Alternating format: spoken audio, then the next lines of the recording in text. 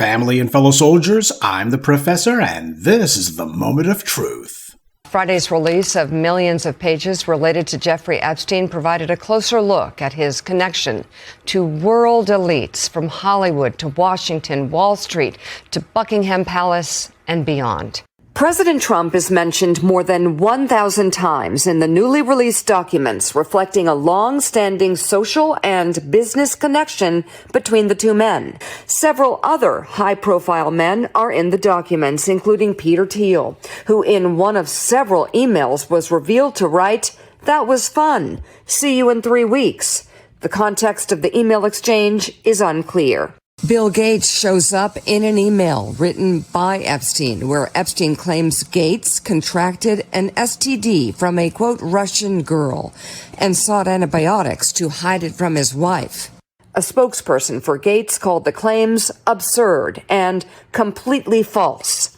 Billionaire Richard Branson shows up in the files too, hosting Epstein twice and exchanging friendly emails in 2013, joking about Epstein's harem and giving him advice about rehabilitating his image after Epstein's sex offender conviction. New York Giants co-owner Steve Tisch shows up hundreds of times in this latest tranche of Epstein-related files, mostly in 2013 emails where Epstein is proposing women for Tisch to meet, sending photos and bios.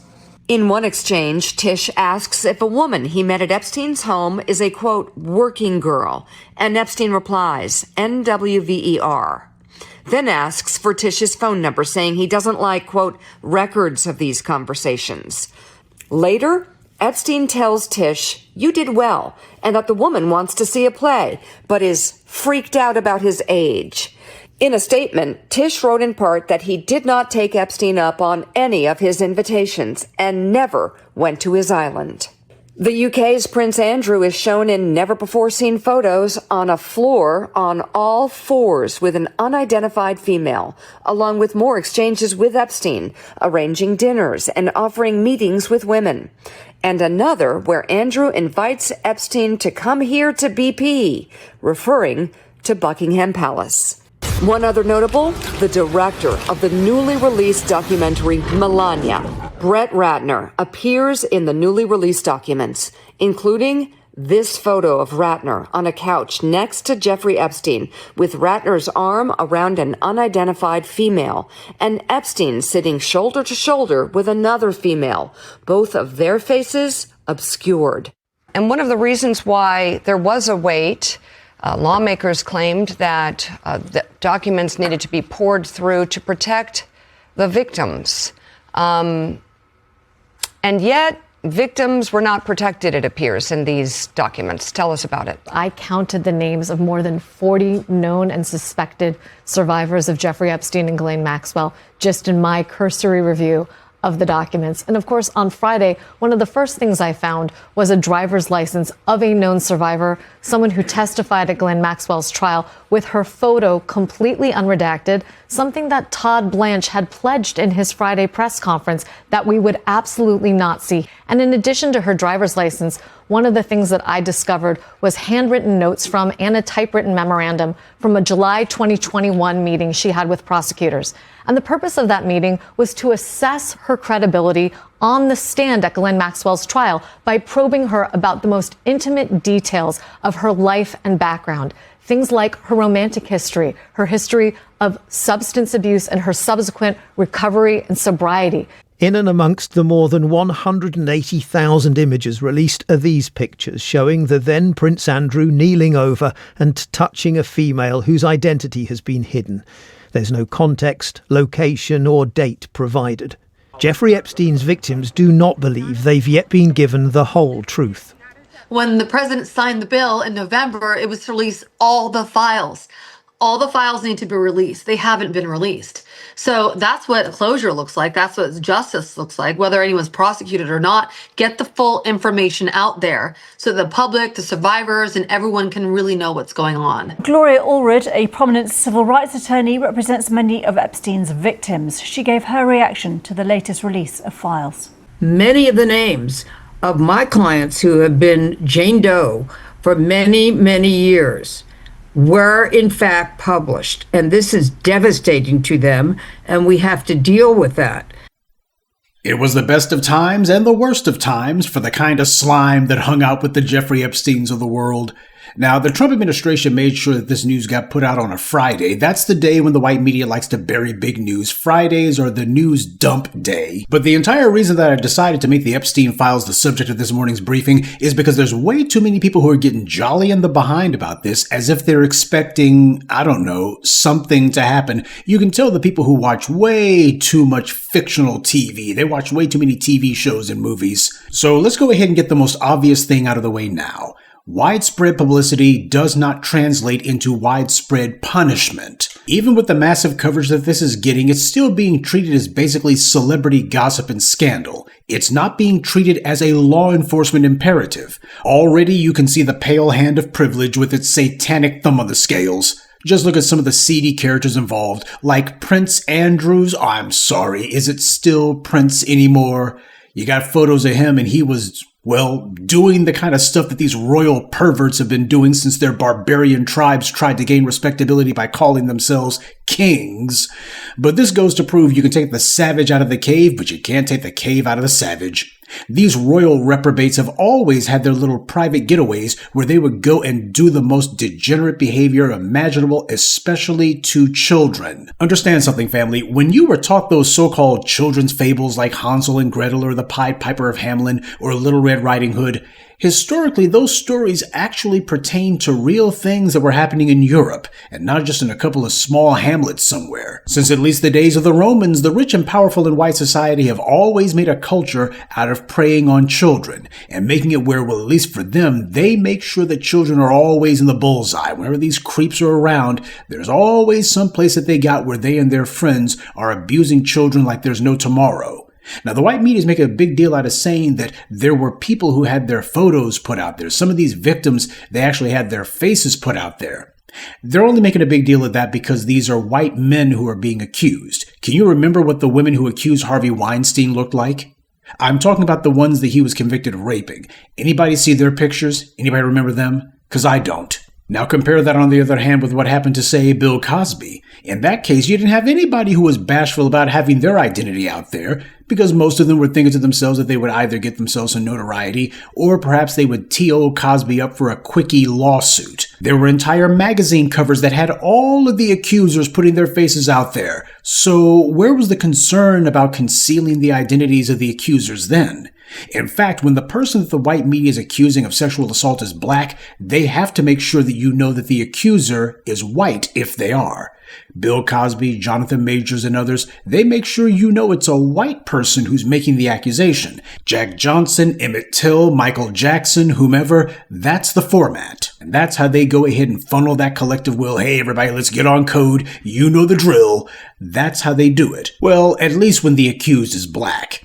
In this case, however, even with all the massive coverage that this latest data dump on Epstein and his naughty pals has gotten, there's all kinds of sanitization going on already. White supremacy believes in taking both sides of the conversation. They actually had the nerve to call Gloria Allred, of all people, a civil rights attorney. Who the hell calls her a civil rights attorney? She's basically a professional ambulance chaser. She's not fighting to integrate schools. She's not fighting to end housing discrimination or fighting for fair wages. Gloria Allred is just a professional ambulance chaser, and she'll gladly put on her running shoes if the ambulance has a black man attached to it. That's what she's about. But of course, the white media is trying to give her some thin veneer of respectability. I don't have the heart to tell them that they're only about 40 years too late for that one. Gloria Allred's made an entire career out of going after black men, and whenever she would get in front of the cameras, she would always make sure to have her client with her, who was usually white. So she hasn't been bashful about putting their faces out there. She knows the rules of racism just like everybody else. So hypocrisy from all of these power players and famous people is on full display. But what I would like to see is people being realistic about what's going on here and what it is they actually hope will happen. I've seen far too many people who think it's just enough to say, name and shame them. Yes, we need to know these creeps' names, but shaming them, that's an impossibility. First of all, these creeps don't have any shame. They're certified sociopaths, that's why they act the way that they do. Right and wrong, those are just words in the dictionary to them. They have no meaning to the Epsteins of the world, or the corrupt circle of degenerates he likes to pal around with. Hell, these animals pride themselves on their immorality. How many times have you heard of stuff like the Bohemian Grove, where these people get together and it's all about reveling in how immoral and degenerate they are? Most of them are amoral to begin with. That means they have no conception of morality. As they see it, they're superior beings. Concepts of right and wrong don't apply to them. And for the Europeans, it's been this way a very, very long time. I remember reading about the Marquis de Sade, the 18th century French pervert whose name gave us the word sadism. He was such a reprobate he got himself locked up by the French, and that's saying something. And one of the things he wrote was that the laws and social mores were meant for the commoners, the sheep. The important thing was that the law never touched the powerful man. But talking about the people who make the laws, the politicians, the Marquis de Sade wrote, "The people who make the laws are really too biased towards evil and never carry out their fine talk. They merely make a stab at it for the sake of appearances." By the way, did I mention the Marquis de Sade was also a French nobleman? So if you didn't know better, you would swear the Marquis de Sade was an editorial writer for the New York Times or something. He understood full well that the people who make the laws, these are the biggest degenerates in the society. That these guys just make a pretense for it as far as appearances goes, but the rest of the time they're letting people get away with murder or pedophilia or whatever else. But the second reason that shaming these guys is an impossibility is these men are so shameless precisely because there's nothing that's going to be done about them, and they know it. Even the woman who cracked the Epstein story said she had absolutely no expectation that it would ever lead to any convictions. She was telling people to just move on. They've been exposed, and that's about the best you're going to get. The so-called authorities aren't going to do anything about these people because they chose who the authorities are. It was Epstein and the rest of his ilk. They were the ones who chose who becomes a U.S. attorney or some other high-heel prosecutor. Kamala Harris was living proof of that. So airing these people's dirty laundry isn't going to change anything because there's no prosecutors who are seriously talking about going after them. It's like when these white supremacists do something, they harm somebody or they kill someone, they don't get punished. They get transferred. You got to put them on ice for a while, but eventually you'll let them come back. You'll bring them back. White society has always given a pass to certain behavior, and they like to publicly say that so-and-so has been disgraced, etc., so they can pretend as if, see, we got some morality so that the bulk of you people who care about that kind of thing, you'll go ahead and pipe down. But then you look up and you see that all of these people who they claim had been shunned or otherwise excommunicated, they still have all their old social connections, all their old business connections, and they still go to all the parties and hang out with whomever, so-called respectable society.